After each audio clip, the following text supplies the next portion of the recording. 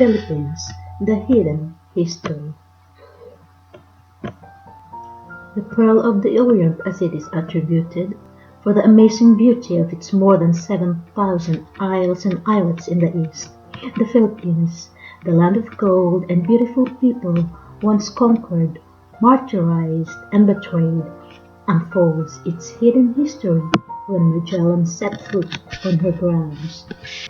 After 1 year and 7 months of a very perilous and difficult navigation, amidst the great storms, fatal diseases, hunger, thirst, mutiny on board, and hostile encounters with some natives, the valiant navigators of the remaining 3 ships of Magellan's fleet reached a peaceful island.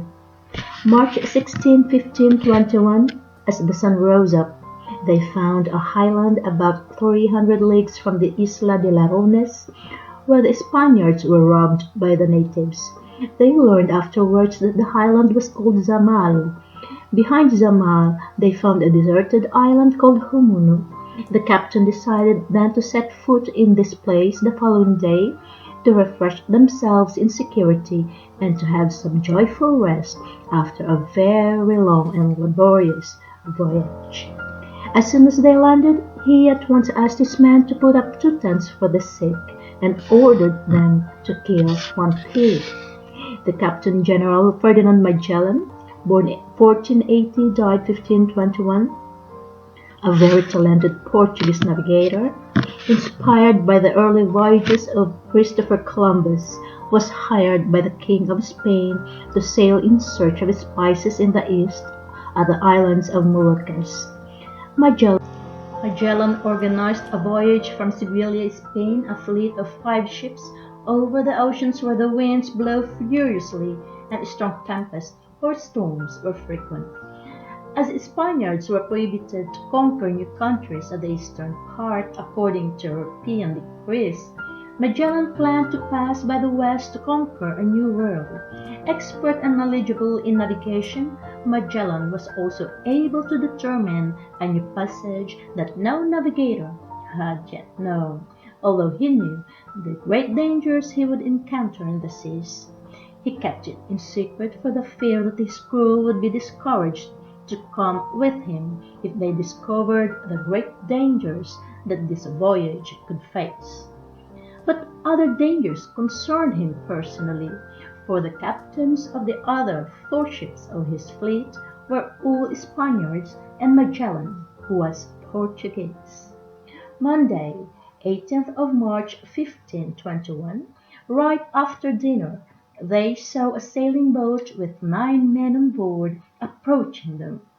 The Captain General Magellan ordered his group not to make the least movement and not to utter any word without his permission.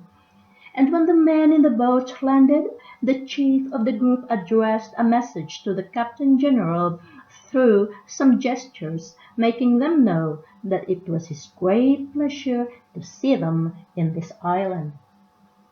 4 of the most presentable men among them stayed with the crew, and the others went away to fetch other companions who were gone for fishing. And they returned to the island with the fisherman afterwards. Seeing that these people were so peaceful, the Captain General offered them something to eat, and also some presents like red bonnets, small mirrors, combs, small belts, cloth, moccasin, jewelry made of ivory, and other fine gifts. The natives were enchanted by the politeness of the captain, and in return they gave him some fish, a bottle full of a palm tree wine that they called uraca, some bananas longer than the size of a palm, and other bananas which were smaller, but the taste was sweeter, and also 2 coconuts. Then they indicated through their gestures that they had nothing more to offer for the navigators, but they would be back in 4 days to bring them some rice, which they called umai, some coconuts, and other food to eat. The Spaniards were curious to know more about coconuts, and the natives explained to them the details of how to make wine, vinegar, oil, and dish out of a coconut. They learned that the coconut tree lived for one complete century. Later, the natives got familiar with the Spanish crew. The Spaniards learned many native words from them. They learned also that their island was called Zuluan. People from this island were not very tall. They were polite and honest people.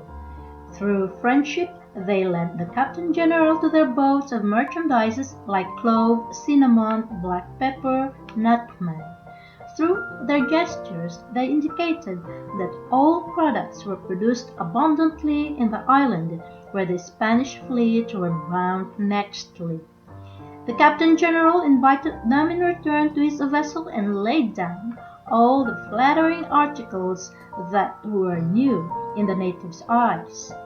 At the moment they were leaving the vessel, the Spaniards fired the cannon that scared the natives strangely up to the point of jumping into the sea to flee away. But it was not difficult for the Spaniards to persuade them that there was nothing to be afraid of. The natives left the fleet peacefully and graciously, reassuring the Spaniards that they would come back as they had promised. The deserted island where the Spaniards landed was called by the natives Humunu, but the Spaniards called it Aquada de Buenos Señales, not only because they found two fountains of fresh and delicious water, but also because they found the first indications of gold in this country. There were also white corals, and there were trees whose fruits were smaller than almonds and resembled pine cones. There were different kinds of palm trees. Some produced good fruits, and some didn't produce anything. The Spaniards found out afterwards that there were a number of islands around them and decided to call the group of islands San Lazarus, for it's the Sabbath day of San Lazarus. Friday, March 22, 1521, as they promised, the natives arrived by two boats filled with coconuts, oranges, a pitcher filled with coconut wine, a cup to prove to the Spaniards that they had hands. The navigators bought all the products that the natives brought with them. Their chief was an old man. His face was painted. He had gold earrings. Those men following him had gold bracelets on their arms and a handkerchief around their heads. The vessel stayed near the island for 8 days, and the Captain General went to the land every day to visit the sick members of his fleet. He gave them the coconut wine to drink that really pleased these men and made them feel good. The inhabitants of a neighboring island had sagging earlobes with big holes. The earlobe was really long that they could pass an arm through its hole. These people were called Caffres, which means Gentiles, a group of people as written in the Bible. They were nude except for a small piece of a tree bark to hide their natural part. Some chiefs used as cover a small piece of cloth of cotton embroidered with silk at both edges. The color of their skin is olive-like, and they were quite plump. They tattooed all their body and covered all up with coconut oil and gin jelly to protect their skin from sun and wind. They wore black and long hair down to the waistline. They had knives, shield, mace, and arrows garnished with gold as weapons. For fishing, they had darts and harpoons. They had nets and sea crafts that resembled what Spaniards used in Europe. Holy Monday, March 25, 1521. Pigafetta related the most fearful yet miraculous experience in his life. The fleet was about to sail when Pigafetta decided to go for fishing first. In search of convenient position, Pigafetta stepped on the ship's yard, still soaked by the past rain. His feet slipped on it and he fell in the sea. Nobody noticed him. Luckily, a rope hanging from the sail fell directly in front of him. He grabbed the rope and attached himself. Then he cried out as loud as he could to be heard by his colleagues, and they came with a skiff to save him. Pigafetta attributed this miracle to the merciful protection of the Holy Virgin Mary. The navigators departed on the same day and sailing between west and southwest. They passed between four islands called Sinalo, Huinangan, Ibuson, and Abayan. Thursday, March 28, 1521, during the night they saw a light from an island, and the next day they headed for it. When they arrived near the port, they saw a small boat that they called Boloto, with 8 men aboard, approaching them. The Captain General called Enrique, his slave who came from Sumatra, that was once called Capobra. He tried to talk to the inhabitants in their language, and they were able to understand each other. These people did not want to get aboard the vessel, and they seemed to be afraid to approach the fleet. As the captain sensed their doubt, he threw some red bonnets to the sea and other articles attached on a piece of wood. They learned that the inhabitants were eager to announce the arrival of the fleet to their king. A couple of hours after, they saw the inhabitants who returned with 2 balangays filled with men. The inhabitants of the island called the big boats by that name.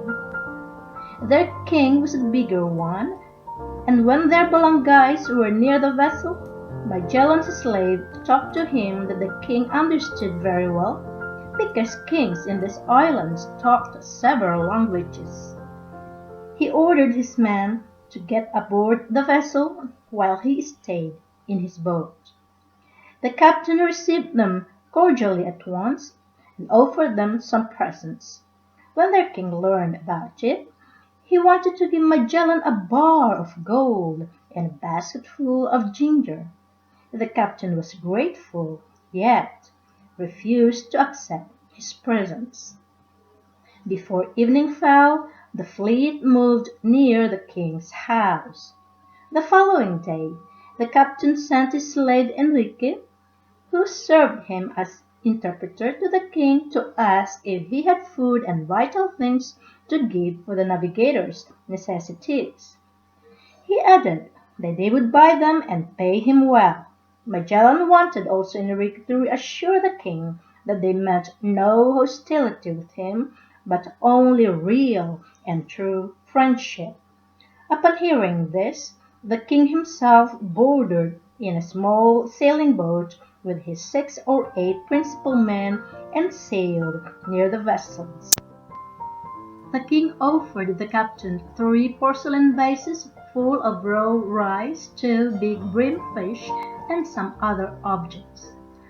Magellan offered him in return a jacket made of red and yellow cloth cut in Turkish mode and a red refined bonnet. The captain also offered presents like mirrors to some men and knives to others. Then Magellan ordered his men to serve them food and asked his slave to tell the king that the captain wanted to remain his friend, and it pleased the king very much. To be continued. What are the ways of life of the Filipino ancestors when Magellan landed in the Philippines? Do you know that the first king Magellan met in the Philippines called their god Aba? Find more in the next chapters. Don't forget to subscribe and get updated